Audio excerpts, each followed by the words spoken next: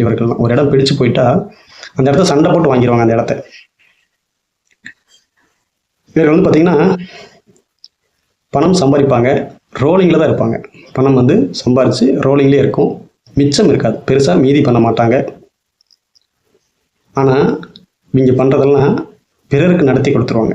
இவங்க சம்பாதிக்கிறது, இவங்க உழைப்பு எல்லாமே இவங்களை வச்சு வேற ஒருத்தர் தான் அதனால் பலன் பெறுவாங்க. இவர்களுக்கு பலன் கம்மியாக தான் இருக்கும். அதாவது இவங்க உழைப்பை வாங்கி வேறவர்கள் பயன் பெறுவார்கள், அந்த மாதிரி இருப்பார்கள். இவர்களுடைய உழைப்பு இவங்கள் தான் இருக்கும், அந்த பலன் வந்து வேற ஒருத்தருக்கு போய் சேர்ந்துடும். அப்படி தான் இருக்கும்.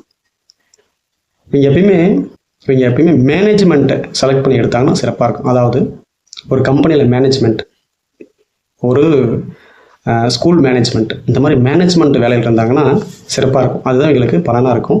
என்னென்னா இவங்க எல்லாமே ஒர்க் பண்ணுவாங்க, அந்த ஒர்க்கை எல்லாத்துக்கும் பகிர்ந்து கொடுக்குற மாதிரி இருந்ததுன்னா இவங்களுக்கு அந்த வேலை தான் இவங்களுக்கு சிறப்பாக இருக்கும். இவங்க முடிஞ்ச வரைக்கும் அப்படி மாதிரி வேலையை தான் செலக்ட் பண்ணி எடுப்பாங்க. அதாவது போயிட்டு டெய்லி உழைக்கிற மாதிரி வேலையோட மேனேஜ்மெண்ட் வேலை தான் இருப்பாங்க. அவங்களுக்கு இந்த வேலை கொடுங்க, இவங்களுக்கு இந்த வேலை கொடுங்க, யாராருக்கு என்ன வேலை கொடுக்கணுமோ அப்படின்னு பார்க்கக்கூடிய நபர்களாக தான் இவங்க இருப்பாங்க. மேனேஜ்மெண்ட் வேலை தான் செலக்ட் பண்ணி எடுப்பாங்க.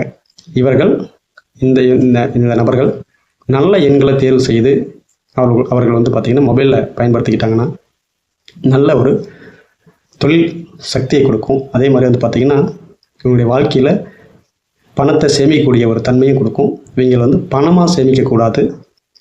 இவங்ககிட்ட கையில் பணம் வந்துச்சுன்னா அந்த பணத்தை வந்து அக்கௌண்ட்டில் தான் வச்சுக்கணும், அல்லது பொருளை வாங்கி வச்சுக்கணும். வந்து பார்த்திங்கன்னா ஒரு 10,000 ரூபா வருதுன்னா அந்த 10,000 ரூபாய்க்கு உண்டான பொருள் ஏதாவது நம்ம வாங்கி வச்சுக்கலாம், அல்லது இந்த பணத்தை அக்கௌண்ட்டில் வச்சுக்கணும்.